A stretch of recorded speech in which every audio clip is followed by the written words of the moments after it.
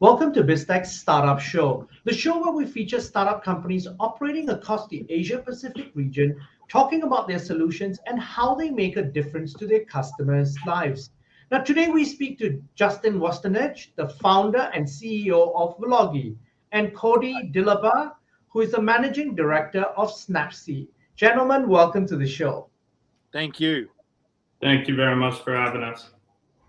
Now, before we start, could we give us an overview of your respective companies, where and when you founded them, and what are the problems that you're looking to solve? And we'll start with you, Justin.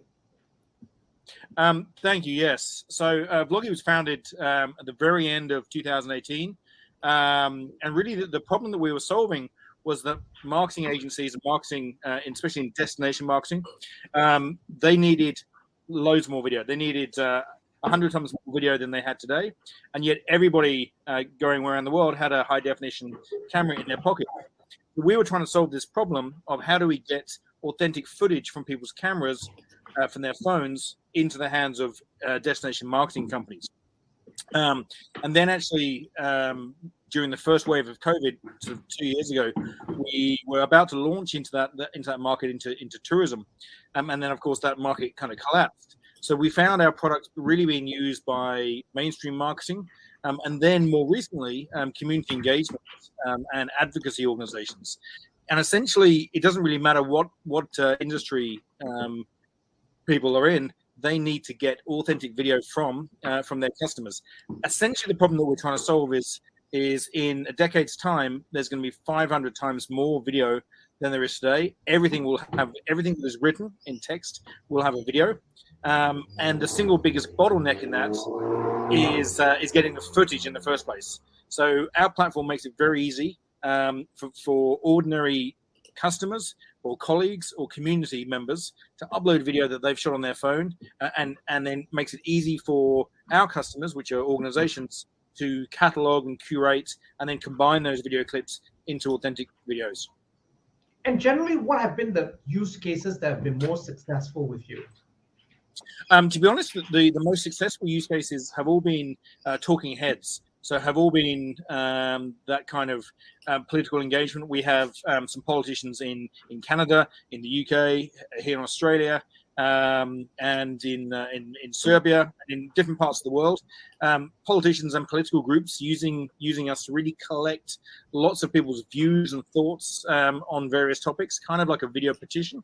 We're seeing a lot of cut through there. Also private market research. I guess we'll get into a little bit in a minute our tie-up with SnapSea, but we're kind of different sides of the same coin. And one of our key differences is that we're all private. So all the video that's uploaded by end users is all private, with the rights assigned to the organization.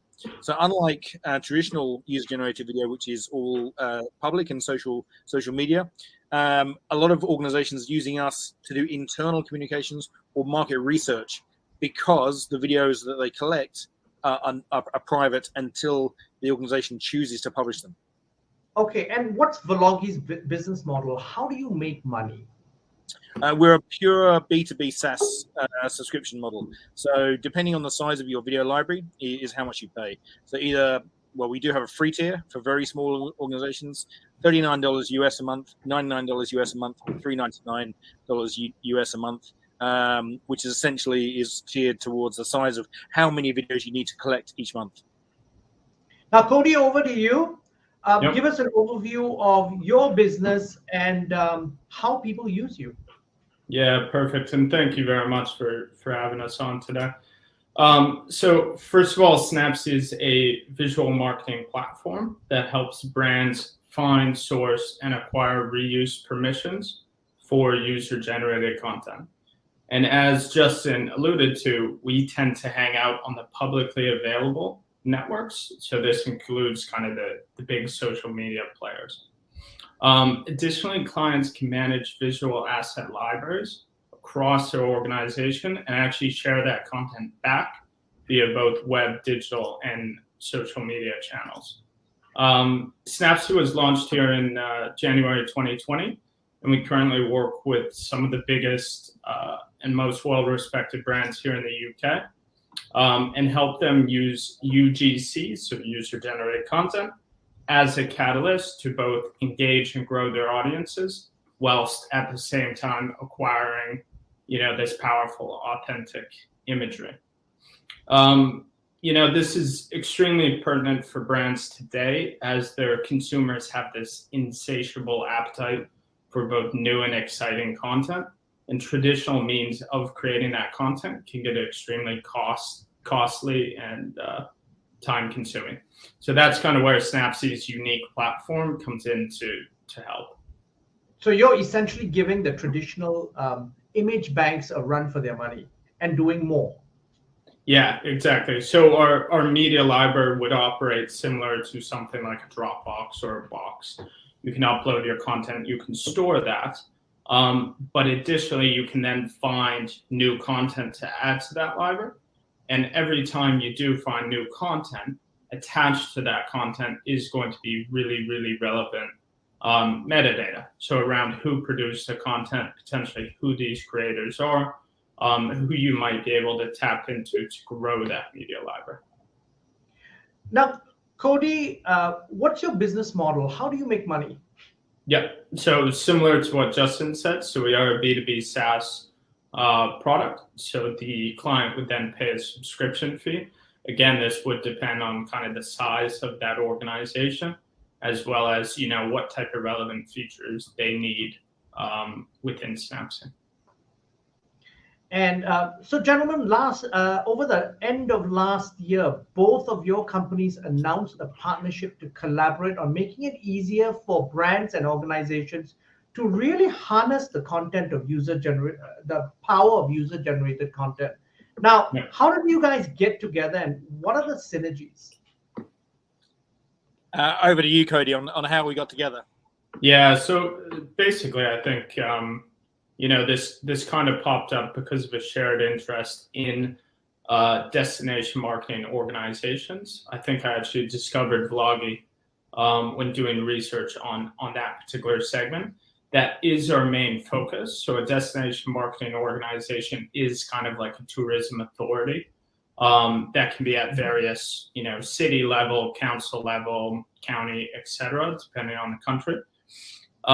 So that's what initially started the conversation. We saw, we were both players in this industry and wanted to see if we could get together. I do think we have a really unique opportunity in front of us because we sit in almost entirely separate geographical positions. I'm calling in today from London. Obviously, Justin's down in Australia. And also in terms of our client base, we tend to hang out in different verticals, but both have aspirations of kind of sharing that vertical in the future, those verticals. Now, Justin, you want to add to that? Yeah, no, I mean, like Cody said, I mean, we started off in tourism, and I mean, I worked in tourism for 7 years, so I still have deep connections there.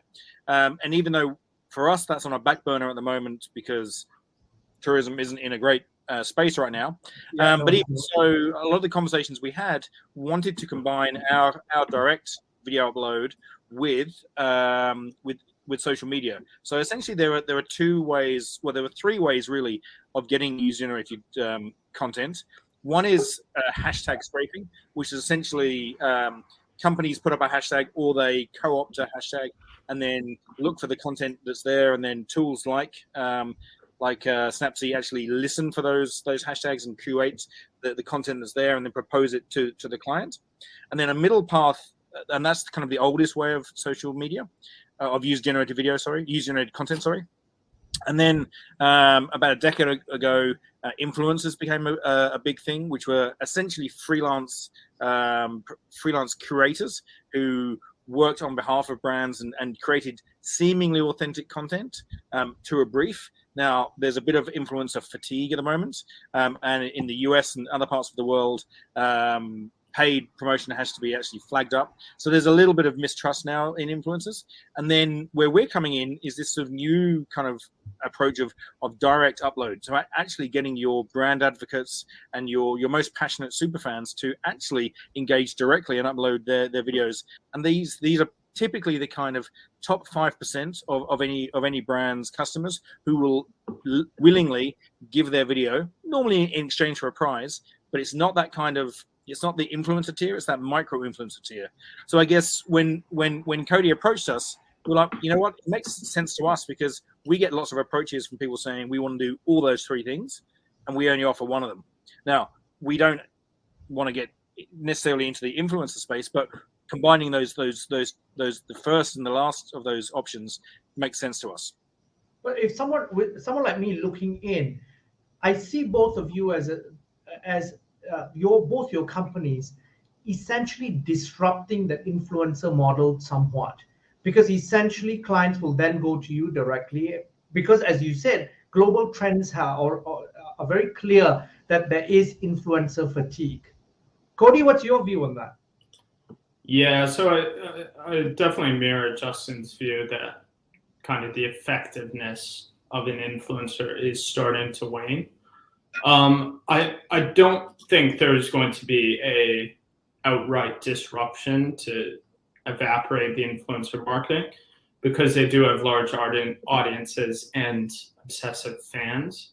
However, I think using authentic user-generated content tends to carry greater weight. It's just, can you do that at scale, right? And both our tools, so Vloggi and SnapSea, help you increase that scale to basically identify more and more authentic content that put together will have a more powerful impact than a pay-to-play influencer campaign. And I mean, influencers are not going anywhere. The industry will be regulated. It'll be more transparent. But essentially, they're a cheap way for many brands to get perfect advertising copy and advertising creative at half the price of paying an agency. And so what are your views then in terms of digital marketing in 2022? Because the pandemic has also changed a lot of views and how people consume digital marketing campaigns and so forth. Yeah. In terms of digital marketing, kind of general trends, I think we see a few trendsetters here in the UK, particularly thinking about some fast fashion brands who have really tapped into social media as a distribution and potentially the sole distribution channel for their business. They've done that by rapidly increasing the frequency of content. I think that is here to stay. There is a lot of advantages for the social media platforms as well as the brand itself. But again, I think we're going to start to see, that slow fatigue set in as people become more in tune to what an influencer post looks like, as well as, potential flags on that post. And we start to, as kind of a species of humans, we start to identify this content and say, that is potentially not authentic. So I think brands are going to start to continue to use tools like SnapSea and Vloggi to say, how do I get more authentic content that's going to punch above the weight of these traditional influencer campaigns? And the thing that I'd add to that is, I think where we're seeing the beginning now, and over the next decade, we're going to see more, is hyper-local, very, very niche, small audience video. So at the moment, video in marketing is still restricted to kind of 1 or 2 campaigns or 3 or 4 campaigns a year and they're very, very broad. And you'll see, especially in tourism, the destination marketing organizations tend to shoot one hero ad, with all the great places, and they try to get in couple clinking wine and people with kids and beaches, and and they try to put it all into one video. And what we're moving towards is very, very niche. So, for example, we were contacted before the pandemic. Actually, we were working with a tourism organization in New Zealand, and they wanted to actually do a whole series of videos shot from people in wheelchairs about their experience of accessibility in hotels. Very, very small audience, but actually very powerful.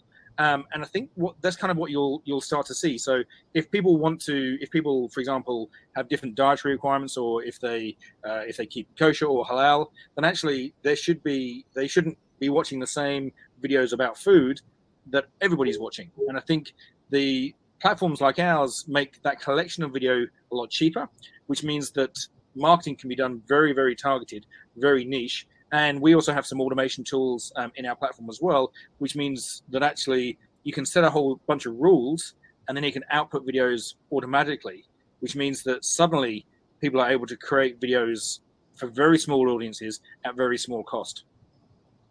And I think just to add on to that, obviously we do see a trend towards video. That's part of the reason why, you know, we're so excited with working with Vloggi and Justin here. You know, eventually the internet has progressed beyond text and simple text into imagery, and again we're seeing this kind of continued shift towards video and more engaging pieces of content. So, gentlemen, both your companies are literally riding a wave. You're catching that wave of video. What's the funding strategy for each of your companies? I want to start with you, Cody. Yeah, fair enough. So we've been bootstrapped kind of since the beginning. We raised some money in 2019 to get this product off the ground and take it to market. Since then, we have kept things relatively close. By no means am I ruling out future funding campaigns and funding initiatives. But right now we're continuing to grow at a pace that is exciting, you know, for us. So we'll continue to kind of ride that wave for the foreseeable future. And Cody, what sort of numbers do you have in terms of user metrics at the moment?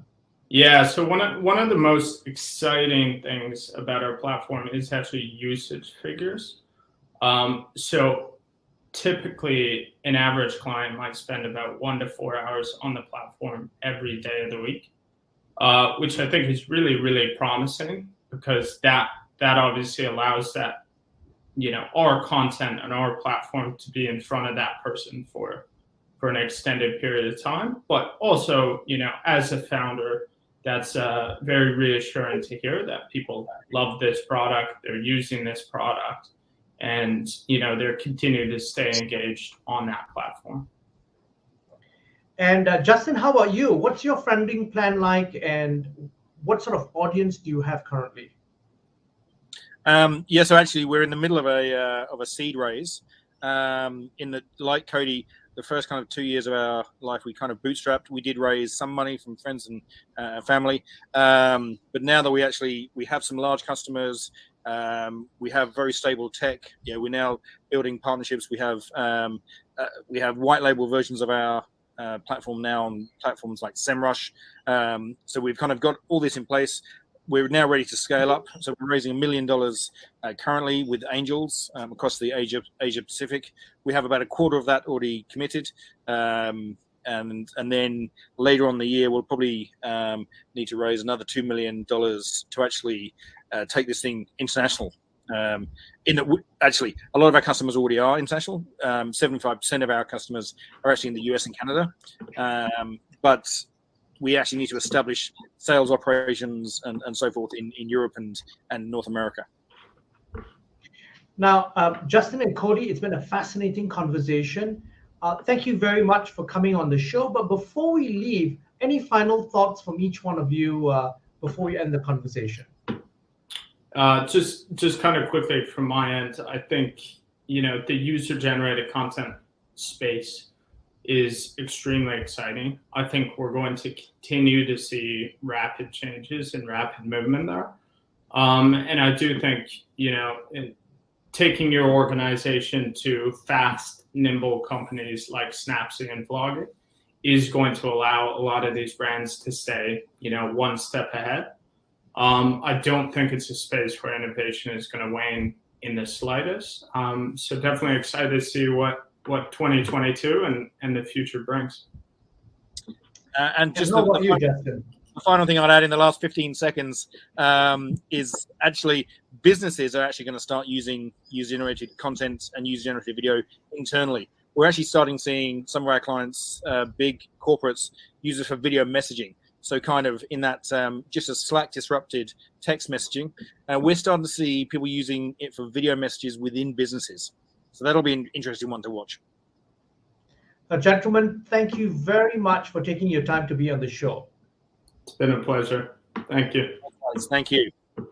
Now, we've been speaking to Justin Wastnage, the founder and CEO of Vloggi, and Cody Dillabough, who Managing Director of SnapSea, on Biztech's Startup Show. The video and podcast will be on our social media platforms as well as our website, www.biztech.asia. Please like and subscribe to our various platforms. Thank you very much for tuning in.